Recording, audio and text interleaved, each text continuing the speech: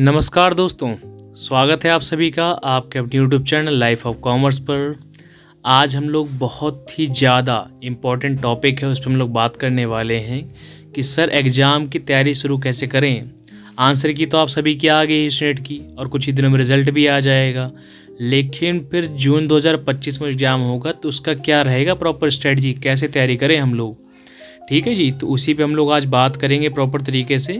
जो बच्चे न्यू हैं उनके लिए तो बिल्कुल ही सारी चीज़ रहेंगी। प्रॉपर वीडियो को आपको स्किप नहीं करना है। मैं आपको 10 स्टेप बताऊंगा और हर एक चीज़ को आप फॉलो करते चले जाएं। ठीक है जी, क्योंकि कोई बच्चा आपको पता है कि एमकॉम अपेयरिंग से भी आप दे सकते हो एग्ज़ाम इसके, जो एग्ज़ाम एमकॉम कर चुका है या फॉर एग्जांपल जो मास्टर डिग्री अदर कोई एमकॉम हो या फिर एमए कर रहा हो।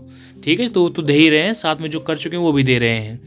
तो सबका रूटीन अपना अलग अलग है, तो उसके हिसाब से अपना प्रोडक्ट दे सकते हो। बाकी स्टेप को आप फॉलो करना ना भूलें, जो भी आपकी तैयारी के स्टेप हैं। ठीक है जी, तो विदाउट टाइम वेस्टिंग इसको हम लोग स्टार्ट करते हैं। मैं आपको सारी चीज़ प्रॉपर बताऊंगा, सारी चीज़ों को सुनना है और वीडियो को स्किप नहीं करना। ठीक है जी, सो नाउ वी स्टार्ट करते हैं।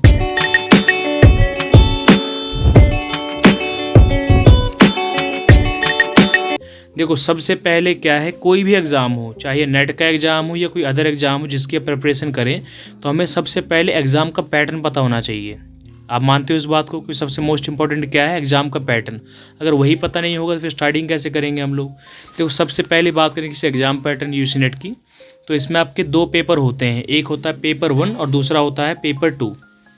ठीक है जी, तो पेपर में आप पता ही है कि 50 क्वेश्चन आते हैं, जिसके हर एक जो क्वेश्चन होता है वो 2 नंबर का आपका रहता है।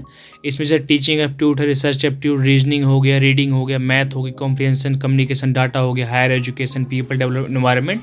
तो ये आपके टॉपिक होते हैं इसके। और पेपर 2 आपका स्पेसिफिक सब्जेक्ट है, यानी जो आपने एमकॉम में जो सब्जेक्ट ले रखा है, सो ये जब जो आप मास्टर डिग्री कर रहे हो उसका जो भी आपका सब्जेक्ट है, तो वो आपका रहेगा सेकंड पेपर। जैसे कोई एमए से हिंदी से कर रहा है, इकोनॉमी से कर रहा है, तो उसका सेकंड पेपर वो हो जाएगा। ठीक है, तो सेकंड पेपर में से हमारे 100 क्वेश्चन आते हैं, तो हर एक क्वेश्चन होता है आपका 2 मार्क्स का। तो टोटल अगर हम बात करें तो 50 मार्क्स, 50 क्वेश्चन उसके और 100 क्वेश्चन पेपर 2 के, और एक क्वेश्चन का 2 नंबर होता है, तो आपके टोटल 300 क्वेश्चन का आपका ये पेपर हो गया। ठीक है जी, और तीसरी बात है ड्यूरेशन की, तो 3 घंटे का आपका ये पेपर होता है, 1 घंटे पेपर 1 के लिए, 2 घंटे पेपर 2 के लिए, बाकी अब कंबाइन है तो आपको जैसा लग रहा है अपने हिसाब से आप दे सकते हो। मोड आपको पता ही है, सीबीटी एग्जाम होता है, कंप्यूटर में आपको सारी चीज़ देनी होती हैं, माउस की हेल्प से आप इसमें सारी चीज़ टिक करते हो। ठीक है, तो ये आपका पैटर्न हो गया।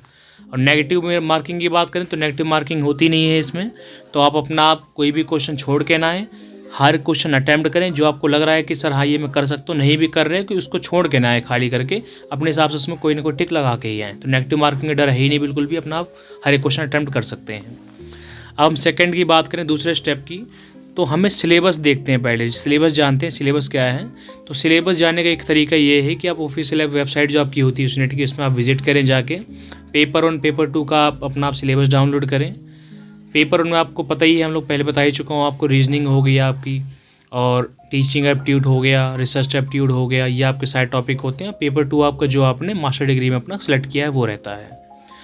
थर्ड स्टेप की बात करें तो आपको स्टडी प्लान बनाना है। तो अब स्टडी प्लान के लिए क्या है, सबसे फर्स्ट में तो divide your study time between paper 1 paper 2।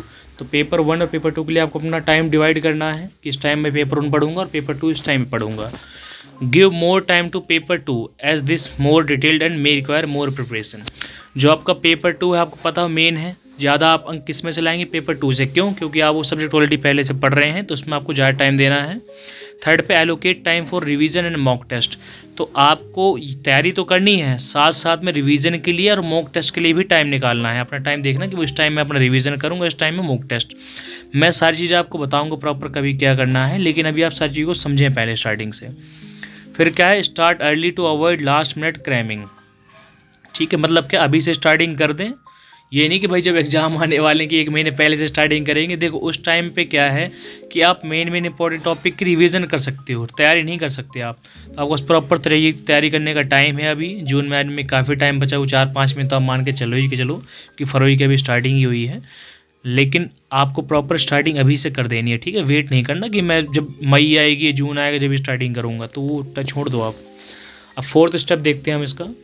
Gather study material, हम क्या स्टडी मटेरियल जो होता है ना, जैसे बच्चे को पता नहीं होता कि सर पढ़ूँ क्या, मैं कहाँ से तैयारी करूँ, यूट्यूब से पढ़ूँ, बुक पढ़ूँ, क्या करूँ। देखो सबका अपना अलग अलग तरीका होता है सर, ठीक है जी।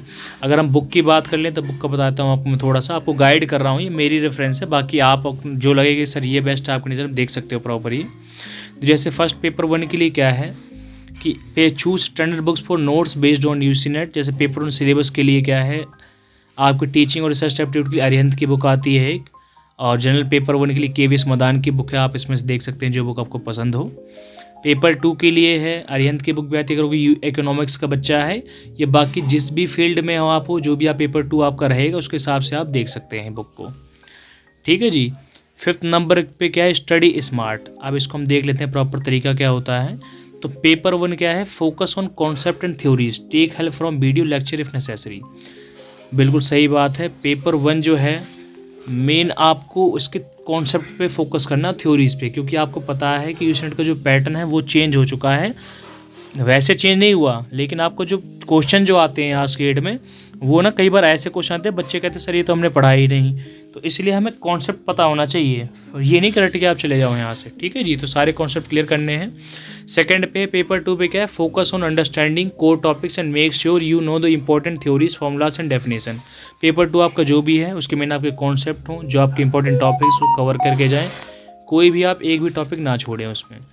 और टेक रेगुलर नोट्स, जो भी आप पढ़ाई कर रहे हैं मेक श्योर दैट आपको हर एक चीज़ के नोट बनाने ही बनाने हैं, ठीक है जी। बिना नोट के आप पढ़ाई ना करें, क्योंकि नोट ही वही चीज़ है जो आपको लास्ट पेपर के टाइम पे ना आप देख लोगे ना एक बार सारी चीज़ों की, हाँ मैंने सारा पढ़ रखा है, तो एक बार में आपको माइंड में सारी चीज़ सेट हो जाएंगी।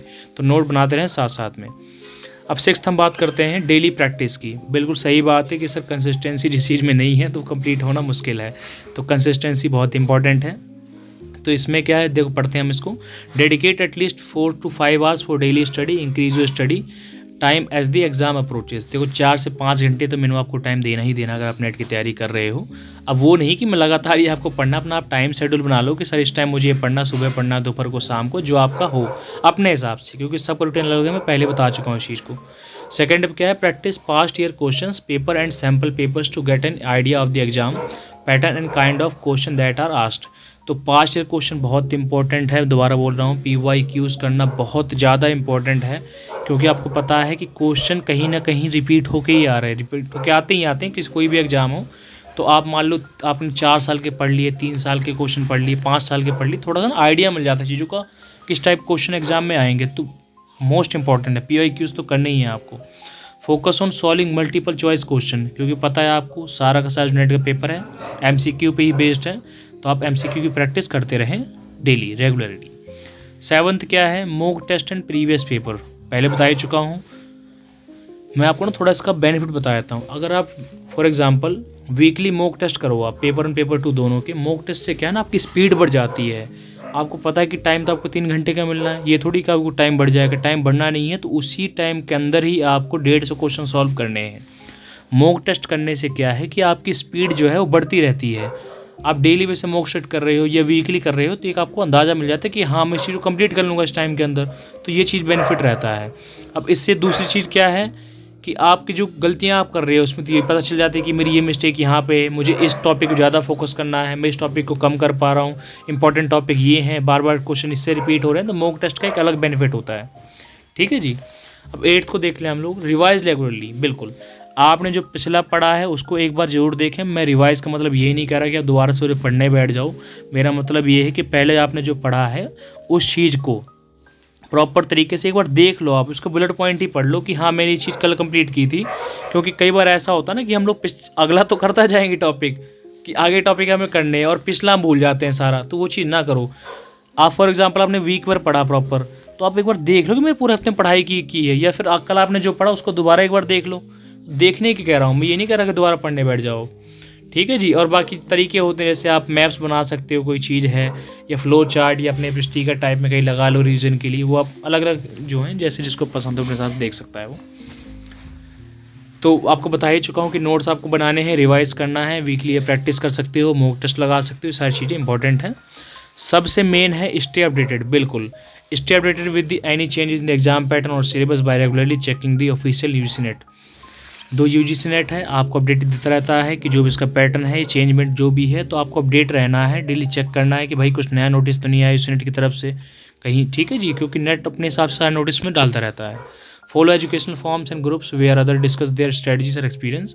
तो अपना एक चैनल अपना कर सकते हो। बाकी आपको पता ही है हमारा चैनल भी इसीलिए बनाया गया है, आपको टॉपिक तो डेली मिलती हैं, साथ साथ में हम लोग आपको नेट की भी अपडेट देते रहते हैं, ठीक है जी। तो आप इसको भी कर सकते हैं।